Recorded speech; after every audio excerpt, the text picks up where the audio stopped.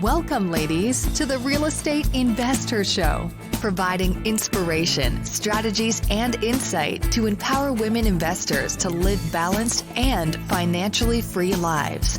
Now, here are your co-hosts, Liz and Andressa.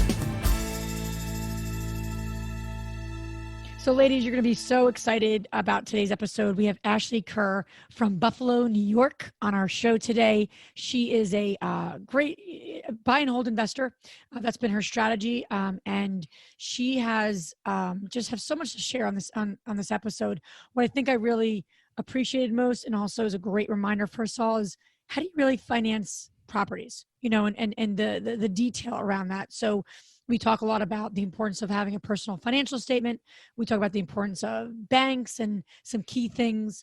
And then she talks a lot about how she creatively financed a fourplex that she's about to embark on. So it's just a great episode, a really nitty gritty. Let's get into how to make this work. Yeah, you guys are also going to see here clear examples of the power of building relationship, really, like across the board. So Ashley, she has built relationships with both partners and lenders prior of finding the deals. And to be honest with you, ladies, this has propelled her to be successful in her business. Check it out, how she has done all of that on this episode. Enjoy. Welcome back, ladies. This is Liz. And this is Andressa. Welcome back to the Real Estate InvestHER Show, where we're on a big old mission to support women in investing in real estate, living a financially free life, and doing it all in a balanced and sane way. So we're all in this together, because a lot of days that we all don't feel that way. So Andressa, I want to connect with you, and we'll chat a little bit before we get into our interview, but I want to welcome Ashley to our show. She is from Buffalo, New York. So Ashley, thank you so much for being on our show today. Thank you guys so much for having me. I'm really looking forward to this. Yeah, we're really excited. Ashley, it's got really just a neat story. We're going to jump into all her kind of her growth and what she's up to right now in a moment. But as we'd like to do, and all our wonderful women who listen to us, thank you for listening and being here with us. So as we like to do, Andressa, obviously you're on this show with me every week. I'd like to connect with all of you and kind of share something that we're learning, a very quick tip, and then we jump into the interview. So yeah. I have this week, right, Andressa? Yes. And you can hear it in my voice. I'm a little raspy, which, my voice is always pretty deep. But what's going on? I know, it's especially raspy. So about 10 years ago, and I do have a point to my story. About 10 years ago, I've always lost my voice, right? So people develop a cold sore on their face, or their back starts to hurt. Like there's some physical ailment that sometimes is in their life, right? So for me, since being a kid, I've always lost my voice. And I do talk a lot. Minus that, I just normally will lose my voice as a kid. So things would come up, and then I started getting into corporate training, and consistently for a month when I was like in my early 20s, I just kept losing my voice. So I went to go see a specialist, and he looked at my vocal cords and found a nodule on the vocal cord, which I know if you're a singer and those sort of things, people are familiar with that because you can develop one. So what ends up happening is the more you talk, you just lose your voice so easily. Wow. So he goes, you need to go on voice rest. So then for like 2 weeks, I couldn't talk, which was psychotic. And I tried all these things, and then I ended up having to have surgery. So long story short, fast forward 10 years, here we are. And I've been losing my voice quite a bit in the last month. Mm-hmm. So I went to a conference, and I'm really feeling like, when something happens, you put it behind you, and then something else happens again, and it's in front of you, and you start to feel worried. I'm like, what if I have another nodule on my vocal cord? I run a podcast, like I speak, I can't not speak. So anyway, I've really been getting in my head a lot lately. And this morning, I was reading a book about being in the flow, and I'm like, I'm not in the flow. I don't know where the flow is right now. That's how I'm feeling. And it's all about, as women, we're doing a lot, and there's worries that come up, and it's a worry for me, because I really don't want to go down that path again. But I have an appointment, and I'm just like, whatever is happening, it's going to be fine. And I'm just feeling like, okay, how can I get back into the flow? So I share this with all of you because we all have stuff that comes up, right? We all have like these physical things or these mental things. And then like I was waking up the other night worried about it and like what would happen. And just, you get really worried and worry just takes over and you feel paralyzed, whether it's money, whether it's health, whether it's your children. And I'm like, you know what? It's going to be fine. Okay. And I was just like kind of praying about it. So I just tell you all this because we all have that stuff comes up. And we need to just put it in check and get a little more into the flow and release it and know that it's all going to work out. And I know it's easy to say that, but I need to remind myself that. Yeah, you'll be fine. I'm going to be behind you for you and to it's get. not cancerous, right? Like, so it's all perspective, right? So totally. Whatever, I don't know that, but I mean, I'm hoping it's not, of course. But. So it's very funny that you're mentioning like the worry part, right? I came across, I don't know how, I came across this book called The Power of Positive Thinking. And I was like, okay, one more book talking about you being positive. And this is, I believe, from 1950s or something like that. Oh, yeah. Norman Vincent Peale? Yeah. Yes. And it was really like eye-opening to me because he was saying where there's faith, there's no worry. They cannot be on the same place together. That's a good and point. This is a book that was talking about positive thinking, but I never heard the concept that he was saying about prayer and faith in it, how you communicate with God, with the universe, or with whatever your beliefs are, in a very powerful way of like really like spitting out how you want to see things. So I highly recommend, and you probably read this before, but I highly recommend about this because sometimes we worry, we don't know how to get rid of the worry. And then, so he mentions a couple of techniques there that involves prayers or just a clear communication with higher power that really puts ourselves in ease. And so I just want to share with you. This funny that you just mentioned that. Yeah, no, it's great. That's the key. And that's kind of what I did, and it's a continual thing. So yes, well, good stuff. So everyone will have to deal with my raspiness today. But, I know we'll all be thinking of you. I appreciate that. So Ashley, so excited to have you on the show. I know we've had this interview set for a long time, so we're looking forward to it. Share with the women listening a little bit about your background, and the question we always like to pose is, what really pulled you into real estate investing? There's a lot of things we can do to create financial independence, and there's a lot of investment vehicles. Why real estate, and why was that for you? Yeah, sure. So when I was first out of college, I had an accounting degree and I started working for a CPA firm. And I hated it. I quit in the middle of tax season. Whoa. I was just like, I want to have a baby. I'm going to be a stay-at-home mom. And so my friend, her dad, he owns a couple dealerships and he was looking for someone just to help him organize stuff. And he had an apartment complex and he wanted to have someone manage it for him. So I said, okay, I'll do it. It's just part-time. And I started doing that, and more properties got added to his portfolio. I started taking on more tasks, and I just realized if he can do this, so can I. And I actually built a property management company for him. So now I've built one for myself that I manage my own properties with. But I think just having that experience where I could work, like my full-time job was property management and learning about real estate investing. I've been able to get all of his financing for him. So I have built great relationships with banks. And so I really advocate, if you want to get into real estate investing, like find a job that will help you learn and you're getting paid for it. So like, a leasing agent. I love that one because you can do that on the side. You can do Sundays, show apartments, or being a property manager, a maintenance tech, or even a realtor. But that's how I got my start, I guess, is just working in the industry.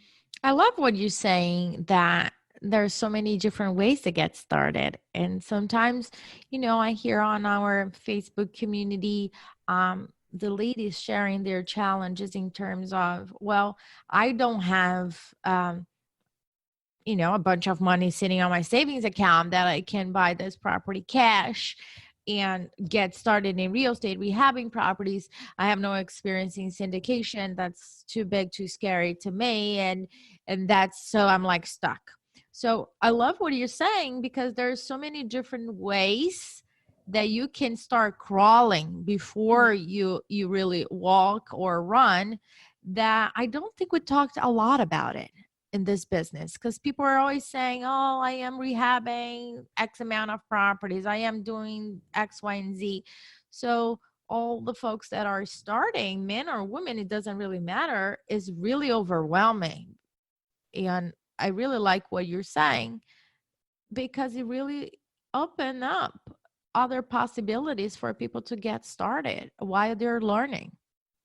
Yeah, I have to agree with that. And like, even when I first started, I didn't have a pile of money ready to invest. I found a money partner, and it was actually my boss's son. I said, look what your dad is doing. Like, you can do that too. And I know how, so give me your money.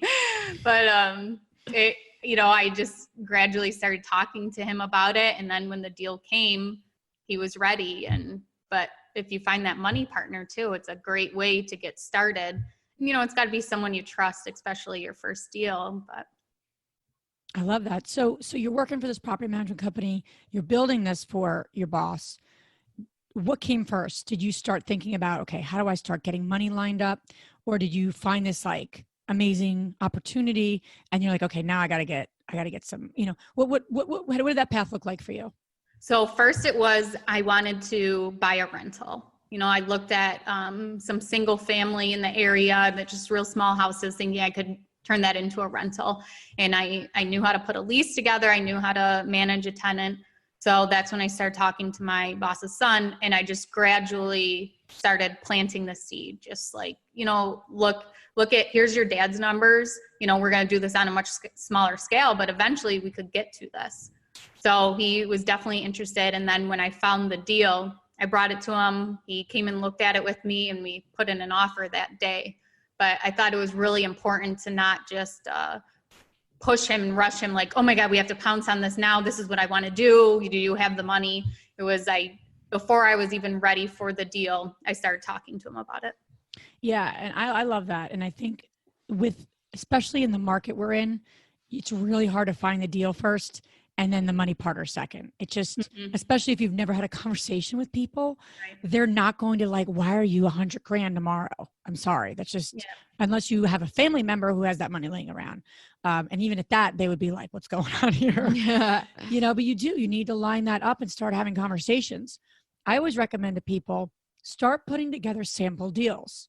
So if you're starting to look at duplexes, start putting together, okay, what would a duplex in the area looking in look like? What would you buy it for? What would the typical renovation for? It can't be this crazy, like, I have no idea what those numbers are. Like, it shouldn't be that unknown, because then you don't really know your numbers, quite honestly. And then you don't really even know, if you don't know what you're going to rent for, and you don't know what you're going to rehab it for in general without seeing it, and you don't know what the good buy price is, then you're not ready to buy anyway.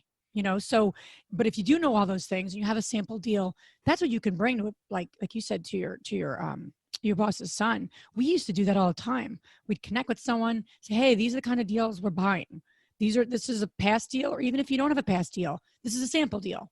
That goes a long way with private money partners. I'm not ready, but this is something that I'd be looking for. Would this be something you'd like to work with me on? Yeah, that's awesome. Okay, now you have a verbal interest. That's a good thing. You got to get that, so. Yeah, I had this one guy, he was actually a friend of my parents, who wanted to invest in real estate, but he had the money, but didn't want to manage anything or deal with it. So we met for coffee one time, and I actually just took a binder and I printed off my Bigger Pockets calculator reports and for the properties that I already had. And then I included some deals that I knew about that I thought would be, of interest to him. And we sat down and had coffee and went over, this whole binder. And I put some of my financial information in there too, to show like I have reserves, I put my Credit Karma report in there, like, my credit is good. And everything like that, just to give him some kind of background on me. We didn't end up doing a deal together, but I know that I can always go back to him because he still is interested if I did need another partner. Love that idea. Like something I really, that's taking a track record, because we always recommend have a track record document that's like a bio of you. Yeah. We always recommend that to people who are looking to raise money and something. And I love the idea of putting in your credit score. I love the idea of putting in your own kind of, in a general sense, your personal financial statement. Mm-hmm. You know, that's a great idea. It's a great recommendation for the women listening to put in there, because they're not investing in the deal. They're investing in you. Right. I always say that. I put into like what I bought, purchase it for, but also what the current value was, any kind of appreciation, or if I had a bank appraisal done on any of the properties, I included that in the binder too. I love that. I want to just highlight one thing that you said here, Liz, that I don't know if a lot of people know about the personal financial statement. So for all of you that are listening, the personal financial statement, lenders will require that. But I also will recommend you to, even though if they don't require, some of my lenders already have mine and they're not going to update for a little while. But for yourself, it's a simple statement, like a really like a screenshot, a pulse of your finances, all your assets, all your liabilities, and what's your net worth. So I do it for myself because I want to know where things are. So I kind of do every like 6 months, more or less. But it's really easy to find a sample out there that you can really put it together. And if you already have it together, some lenders have their own forms, but it's pretty much the same thing. You got to disclose stocks, insurance, everything, liability or assets, you disclose there. But I will also recommend you guys to do it once or twice a year, just to see where you're at. When you're meeting with your CPA, you can also bring that up to see what are the plans for next year, and how can you, the goal is always to increase the network, right? We're never working to decrease that, but how can you increase your assets and reduce your liabilities there? So I just want to point it out before we move forward. That's a great suggestion. And what I could do even is maybe put a sample in our show notes, for the women listening, because I think it even is helpful to create something and then to start to meet with bankers. Say, hey, this is a personal financial statement I'm putting together, because if you start working with banks, they're going to want that. There's no question. I mean, we have so many versions of it. And which one you need? I mean, I literally think we have 4 different versions of our personal financial statement, depending on what a bank needs, when they need it, how they need it. Yeah. Because it is like, it's your go-to. It's kind of like a prerequisite working with banks. There's no way you can get around that. I love that idea. And I'll put a sample for the women listening, because you got to start thinking that way. Banks are going to assess you and your assets and your liabilities. I love that. Yeah. So Ashley, circling back to your bread and butter duplexes. And I love that, because everyone's always talking about, and I've assessed some of our best deals have been duplexes, have been, 2 units. And, people can say, oh, all these big apartment buildings, we own big apartment buildings, we own small multis, but I got to tell you, small multis can be some of the best projects you can do, and sometimes your highest ROI. So let's go back to some of your favorite deals, or like your earlier deals. What did the numbers look like? How did you put it together? Because that's a big thing women want to know, like specifically, what did it look like? How'd you do it? And how did you profit and move forward from there?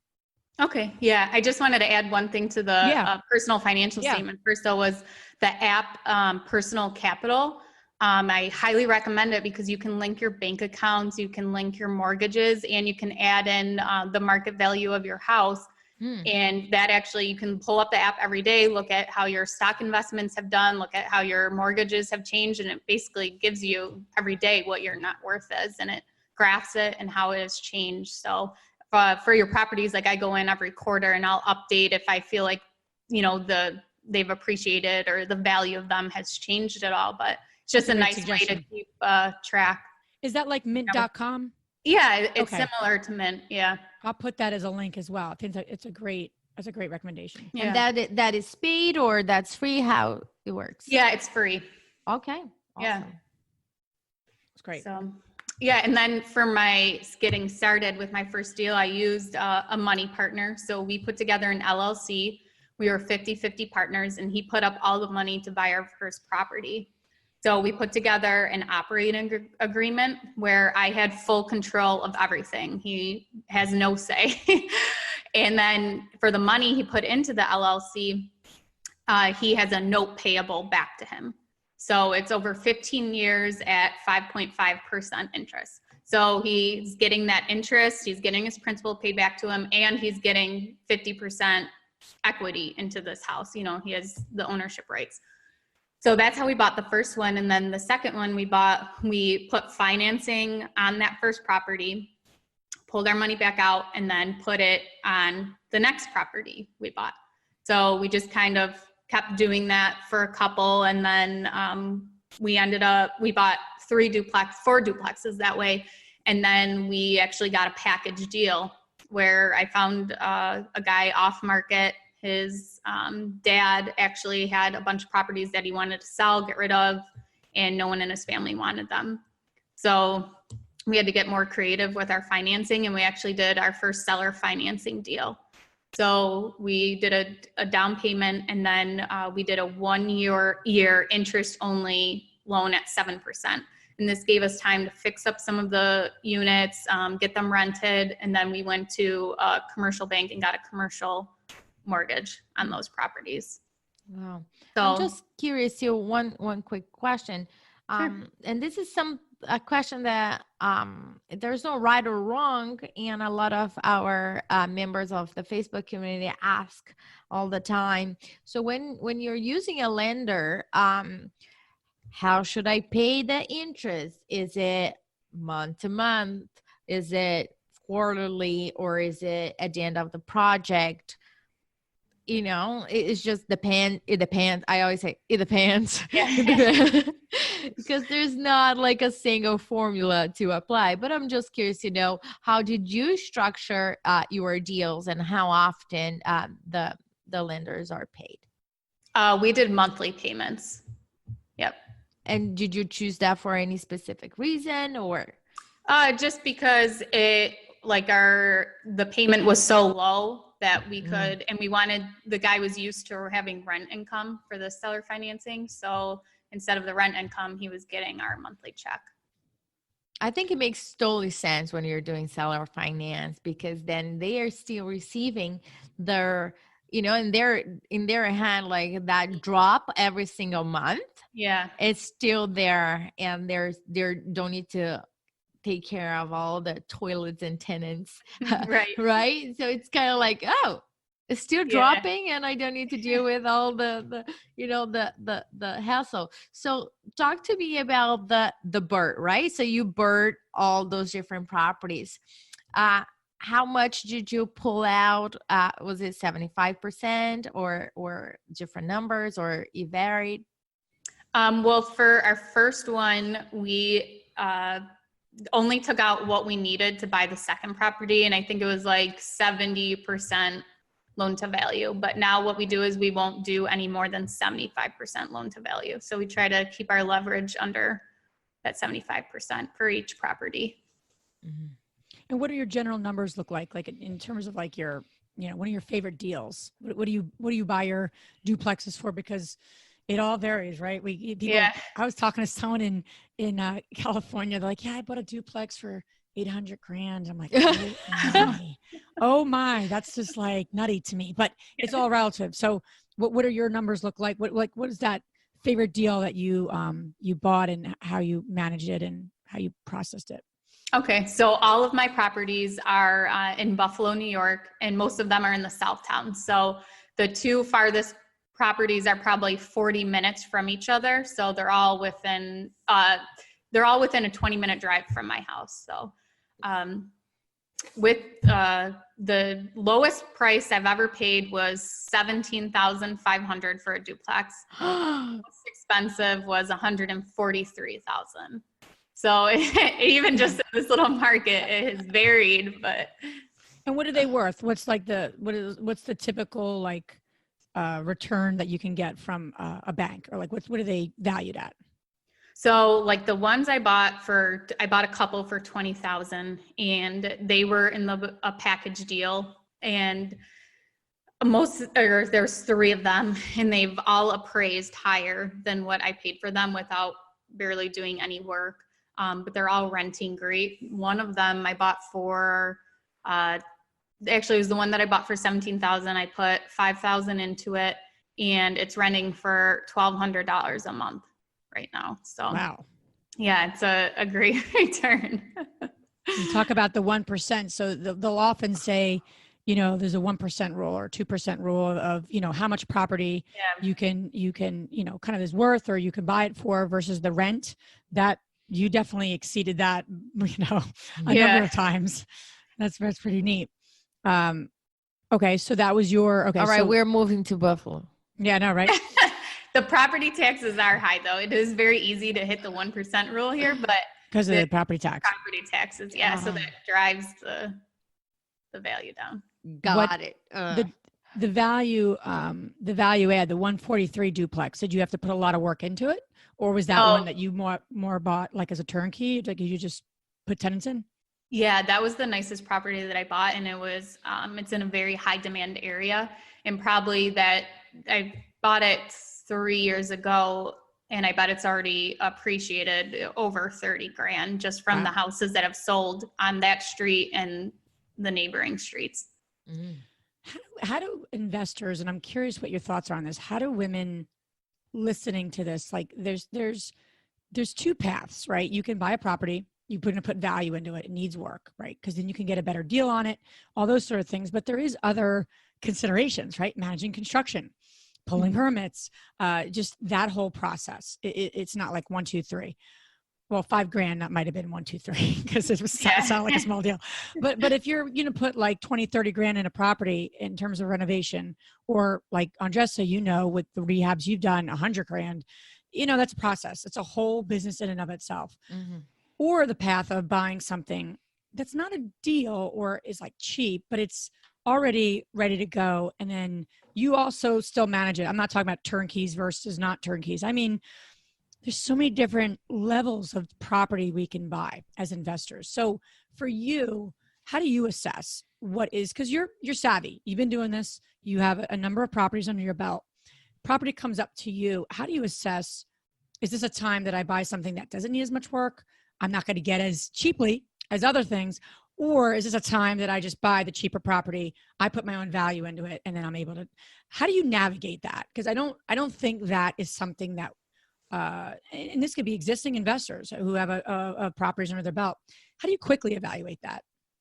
So most of my properties have just needed cosmetic updates. I've never done a huge rehab, and it's stuff the maintenance company I use can handle. So, flooring, paint, new kitchen cabinets, new toilets, stuff like that.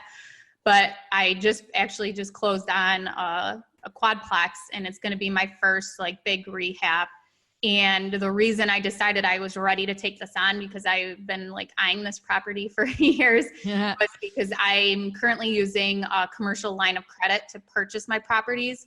And my line of credit, had zero balance. And so I have a lot of wiggle room to put in the money for the rehab. So I purchased the property for $20,000. So my line of credit is $108,000. So I feel comfortable right now that I have enough money that even if I went over budget, I would be prepared for it. So to kind of prepare myself for this rehab, some things that I do is I can go on Lowe's.com, or I go to Lowe's, I take pictures of everything that I want in these units. And then I sit down and I do an Excel spreadsheet where I'm putting in everything that I'm going to buy for Lowe's, and I at least do my materials budget. And then I get an estimate from my plumber, the electrician I'm actually meeting tomorrow night. And then my maintenance people do all my flooring. We do a vinyl plank flooring, and I already know what the cost will be based on the square footage. So I love that. And I want to just reiterate what you just said about having more money than you need. especially going into a project that, what's the budget probably going to be somewhere. Why is that? What do you think? Like It's going to be 75,000? It will be about 50,000. Okay. 50,000. Yeah. Well, Liz, why is that? Why are you saying that we should have more money? Well, you're saying to me that doesn't go smooth? Well, I'll give you Is that what you're saying? I'll give you a very, very quick example. We bought a 4,000 square property in Trenton. Andressa, you were involved in this project. And it was 3 apartments, commercial space in the bottom. We got it for, I want to say like 30, 40 grand. Good price 5 years ago. Okay. Probably 4 years ago. And we had the money to renovate it the first stage. And then, for a lot of reasons, our just contractors, this and that, ourselves, everything mixed together. It took longer than it needed to. We just refinanced that property last week, excuse me. And it was a private lender that loaned us the money. Initially, we ended up having to put a ton of our own cash into it to get it complete because they agreed to X dollars, but it goes over X dollars. Where are you going to go? Banks aren't going to give you money. You have to go into your own pocket or your own reserves. So we did that. And the person's made whole. That's great. They're getting their interest. And I will tell you, there was a gap between what they're owed and what we were able to pay them from the refinance. So we will make that up. We have a promissory note to them, and we will make that up in our next project. And they'll get an additional share of one of our buildings. And that's all good. They're continuing to invest with us. They're a valued investor of ours. But I tell you that because number one, it completely sucks, right? To have to owe a lender after closing. Had we done what Ashley just said, it would have been a much better strategy because you're setting yourself up with more money than you need. I tell you this because if you have a lender lined up, time is ticking. Yes. The more time it goes, the more you owe that person. And the money that we owe this lender is not his principal. It's the interest because it took 4 years. I mean, think about it. 4 years he's happy. I mean, he's really happy, obviously. Yeah, right. Let's be honest. I mean, Nobody's he's like happy on this situation. Well, he's very happy. We're happy from the perspective that we've, everything it's complete. Yeah. We're moved on, learn lesson. But I will tell you that when you have a very big renovation project, not a cosmetic project, time is your enemy, can be your enemy. And if you don't have all the money figured out, contingencies, and it's not going to cost you a ton to get more money, don't do the project. Be very mindful of that. I just want to reiterate that because we just kind of literally just finished the circle ourselves. And I love what you're saying about having that commercial line ready to go, and that you're not going to like charge yourself an interest rate for that. So great example. So I want to pick back on that because we mentioned line of credit, but it's kind of like a foreigner theme or subject to talk about. Tell me about the line of credit itself. How did you get it? What are the terms and what it's involved? Because I don't think people idealize this way of financing. People are using their personal credit cards. They are, their savings account. And how'd you set it up? Yes. So I'm just curious to know how did you set them the line of credit, because then you can leverage a lot. Yeah. So actually, it started with my job. For one of the apartment complexes, we did a refinance on the apartment, and the bank, what they offered us was a commercial mortgage line of credit. So we were putting the mortgage on, but at any time we could pull the money off, pay it off, and then pull back out again. So it was, it basically acted like a line of credit that you would have on your house where you're only paying interest only. But this way, the way they structured it was a mortgage. So they actually had like a mortgage lien against the property. And then we could roll it into a term, if we wanted to. So my husband and I used to live in an old farmhouse that was his grandma's before we built our house. and we went to the bank, and we had bought it from his parents, and we asked the same bank, what can we do with this? We really don't want to put a mortgage on it. And we talked about the commercial mortgage line of credit though, so now I just continuously pull off of it. All I do is, I go into the branch and say, hey, can you take 20,000 off my line of credit, put it into my bank account? And then it's done like that. They don't require, proof of what I'm using the funds for or anything like that. And what type of interest you're paying on that? It's variable interest, and I don't know offhand. I know it's at 6.25% right now. So okay, yeah, which is wonderful. Yeah. To be able to have a line of credit around 6% that you can use when you want to use it for what you want to use it for is pretty great. So how did you set yourself up with that bank? I mean, I'm curious, was this a community bank? Was this a local bank? What was the profile of the bank? Because we all know all banks are not created equal. And that could be a struggle for a lot of women as we're financing. I mean, for everybody, but especially as you're financing and looking to refinance or buy property. What was that profile of that bank? What did they value? Why them?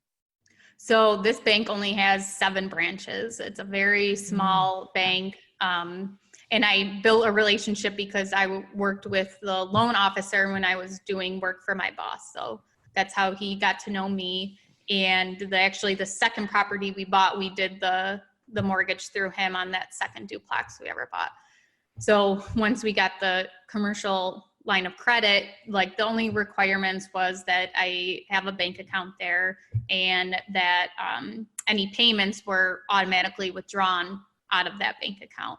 But they've been really flexible. Their interest rates on fixed mortgages are a little bit higher, but they also have offered us a mortgage on, a 20-year term mortgage, fixed rate with an LLC, which I haven't found that anywhere yet around here. That's the first one. Everyone wants it in your personal name if they're going to do the fixed term on the residential side and not commercial. So we have done that on one property, and it's worked out really nice.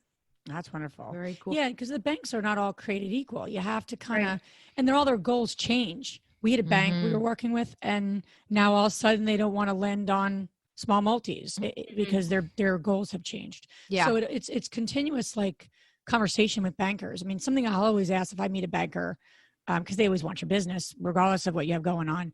You want to ask them what kind of projects are you lending on right now? What is your bank's interest in real estate these days? And then see what they say, because they'll tell you if they got some great products to offer, or they'll be like, "Nah, we're actually really into X, Y, or Z." They'll tell you. Yeah. So I also want to add though that there's a big difference between the commercial side of the bank and the residential side of the bank.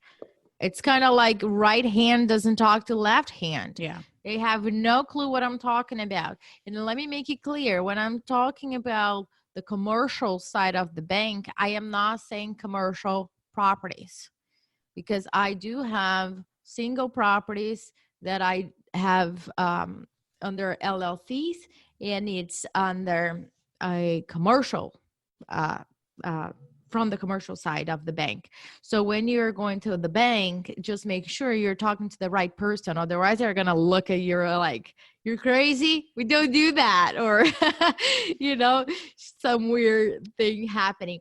But one thing, Ashley, that I am just observing all your how you do business and everything, it really comes down to relationships that you so smart you already started relationships prior of things happening, like with the guy, the son of the boss that you work with the banker. You build a very solid foundation. And I heard this another day from somebody's mouth that they say, "Oh, what matters is how much money each partner is bringing to the table."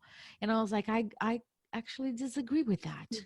It may be in the past, but nowadays I do think is the relationship. I truly do, because if you haven't done or build the relationship, you'll be like scrambling around and trying to find the lender or the right people to do business with you. How do you see in terms of like besides the relationship, right? What other things that you did that you consider that really helped you to build your business? Well, just the experience of how to manage real estate and manage tenants really helped me. And I was forced to learn a lot on my own. My first day of work was a tiny office, no windows inside of the apartment complex, and there was cardboard boxes on the ground with the tenant files in it. And there was literally a handwritten checklist. There was 40 apartments, each person's name, and then the month at top. Oh my gosh. A check mark if they paid rent that month. So this was 6 years ago. Whoa. So since then, I actually have property management software now. Everything is fully integrated. You know, tenants pay online, they submit their maintenance requests online, and, you know, I can manage a lot of it remotely. But just doing your research to figure out what tools are already out there and recreated, so you don't have to recreate the wheel. Like I was, you know, this person that was using check marks and, you know, keeping all these tenant files. Like you just do a basic Google search, you can find, you know, way easier systems to put in place to manage an apartment complex. So That's great. My gosh. That's awesome. Yeah. I just imagine you in this little tiny room. Yeah, I basically lived in there for the first 2 years, just getting everything set. And yeah.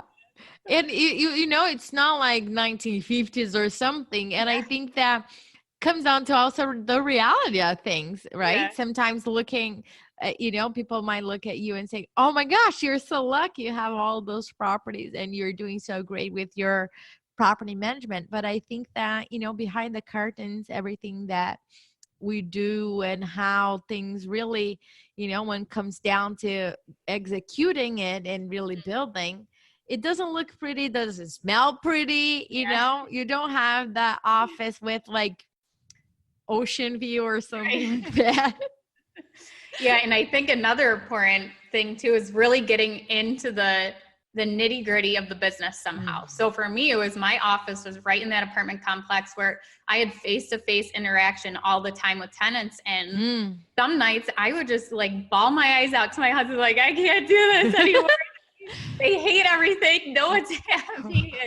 But I was just right there. So instead of, you know, calling or anything like that, they just come knock on the door and just stand there for, you know, 20 minutes complaining to me about their neighbor or what issue is going on. And I really have learned how to deal with that a lot better, just because it stressed me out so much when I first started that I couldn't even handle it. And I like wanted to quit so many times. It really took a toll on me. But now I've gotten so much better just interacting and dealing with residents. And I've really drawn a fine line between, you know, being compassionate and understanding, but like following the lease and being firm with that. Yeah.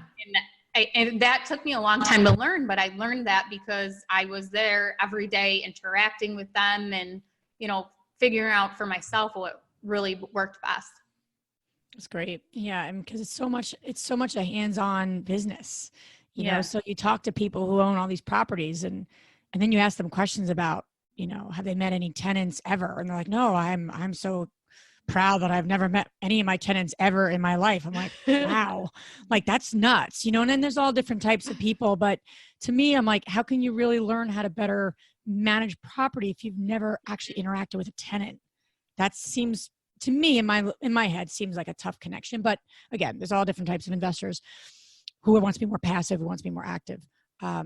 Ashley, so much of our show and so much of the community we're building is about creating a balance, because as women, we wear a lot of hats. We have a lot of people who need us on a moment-to-moment basis. Men are needed, of course, but women are needed in a different way, especially when it comes to the home and family and kids and let's like pulling it all together, you know? So you live on a dairy farm, your dairy farm with your husband, with your 3 boys under the age of 5. So one just turned 6. So. Okay. All right. All right. 6. So, yeah, my son's about to turn 6. They're the same little crazy little banshees. Yeah. So I'd love to hear from you about how you've been able to manage all that. Cause that's, a whole different level of talking about managing the house. I mean, you live in your business, so to speak. And it's 200 acres, you told me earlier. So I'm like, that's fascinating. Oh. So to walk us through a little bit about how you kind of, navigate that. Okay. So I'm pretty lucky that my husband basically works at home. So in the morning, he gets up early, he goes out, milks the cows. And then when I'm ready to leave for my day or start working at home, he'll come and he'll grab the kids and they, do stuff on the farm. And my in-laws live right next to us too. They live on the farm. So it is wonderful. The kids will go there for lunch and they get to spend a lot of time with them. So that right there is a huge blessing. And it allows me to have a very flexible schedule just with my husband being their primary caretaker. And a lot of people don't have that, flexibility. And then with my full-time job, it's very flexible. I make my own hours and I work, whenever I can or whenever I want. So that also helps a lot. But I try to involve my kids as much as I can in the real estate business, whether it's for me personally or for my job. I can't even tell you how many showings they've gone to, with me, or I don't really clean apartments anymore myself, but I used to. When I started managing the apartments, I would just clean them myself just to get it done instead of having to schedule it, and they'll come with me, and they've done a lot of Swiffering and dusting. Yeah, right. And then we recently started an Airbnb in an apartment, and they helped set that whole place up. So I try to involve them as much as I can. That's awesome. Great. It's so funny that you're saying about the cleaning part. I share with this before. So I also have Airbnbs, and sometimes things happen and you have back-to-back gas coming out and coming in, and your cleaning lady had an issue or they couldn't come for some reason, and you just need to get it done. So cleaning the units really allowed me to really create also like, this is how I want things to be done. Mm-hmm. And here's like a manual of like checklists for Airbnb. So we're all on the same page regarding what type of cleaning I want to get done and everything else. I don't want to clean the Airbnb, but I agree with you. It really like, same thing with the tenants. Living closer to the tenants also allow you to really have a different perspective of and appreciation also for the people that work for you. So I've cleaned toilets too. We all have. Yeah, it toughens you up. Ashley, love your story. I love what you're up to. So much good insight into, especially the nitty gritty, like, the financing, the stuff that we just don't talk about, which is really, really important. Where can the women listening learn more about you? You are going to be a new InvestHER Meetup Leader, which we're super excited about in Buffalo. So you can certainly mention that, but more importantly, your business and how can ladies connect with you and all the great things you're up to. Okay. Yeah. You can find me on Instagram. That's the easiest part. It's @wealthfromrentals. So I try and post on there every day about what I'm doing with my real estate business. And then, yes, I am starting InvestHER Meetup in Buffalo, and I can't wait. I'm hoping to get it rolling by December. So I'll post on my Instagram too when that is. And you can also email me at Ashley, ASHLEY, @WNYdevelopment.com. Awesome. And all of that information you guys can find on our show notes. Now we're going to transition to our fabulous 3 question. And the first one is, what's the most transformational book you have ever read? So I picked The Simple Path to Wealth by J.L. Collins. It's just, you read it and your mind is just blown. Like, yes, building wealth can be that simple, and you can do it on your own. You don't need, a fancy advisor or anything like that. But I recommend that book to everyone, and I love it. And it's not really real estate specific, but I think a lot of people get into real estate because they want to build wealth. And this book just really touches on some key, foundations of how to start building wealth. Yeah, I agree with you. There's so many books that have nothing to do with real estate and all to do with real estate. Yeah. Right. Simple path to, say that again? The Simple Path to Wealth. To wealth. Okay. Got Yep. it. Awesome. The second question is, what's the most powerful routine you do to create a financially free and balanced life? So for that one, my first thing is I have a cleaning lady. And I will spend the money to have a cleaning lady, and Yep. then I will use that time to focus more on, my business. And to me, I feel like I can pay someone to clean my house and I can make more money spending those, 2 hours working on my business because it would probably take me 4 hours to clean my house than hiring a professional. But to me, that is something that is so worth it. And, it takes money out of my pocket, but I also feel like I'm building, more money into my pocket by having those hours to work, or, more time with my kids. And for my husband and I think it relieves a lot of stress, between us not having to, who's, cleaning, the kitchen today, or, anything like that. So. Awesome. And the last question is, which women, famous or not, has inspired you the most? I picked Mel Robbins. So I saw her speak last year at an Appfolio property management conference. Oh, She was just on fire. I mean, people were laughing, crying. she's awesome. Yeah, and it just I really love her. resonated with me, just like you could feel her power, coming off the stage and projecting onto you, and just how passionate she was. And I love her 5-second rule, and just, thinking about even how we were talking before about worrying about something, you can even use that to just, reset your mind and even just to get stuff done. I love that. So. She's just awesome. I didn't get a chance to see her in person yet, but she's on my bucket list. Oh, It's it's so worth it. cool. Yeah. That's awesome. Well, Ashley, thank you so much. Thank you for your time. Thank you for sharing all your, just great ideas and just your path and opening up to all the women listening. So thank you for your time, and we're excited to continue on with you and part of our team. So just excited. Yeah, thank you guys so much for having me on the show, and I'm really looking forward to being an organizer for the group. So Awesome. Looking forward to being with you. All right. Bye. bye. If you enjoyed this podcast and want to receive updates on our next interviews, go to our website, therealestateinvestor.com. There, you can subscribe to our show, become part of our InvestHER community, and get updates on upcoming episodes. If you like our show, please share it with other women who would benefit. And don't forget to leave us a rating on iTunes. We'd really appreciate it. And as always, we encourage you to take one action as a result of today's show and put it into motion so you can live both a financially free and balanced life. Thanks for spending time with us. Ciao.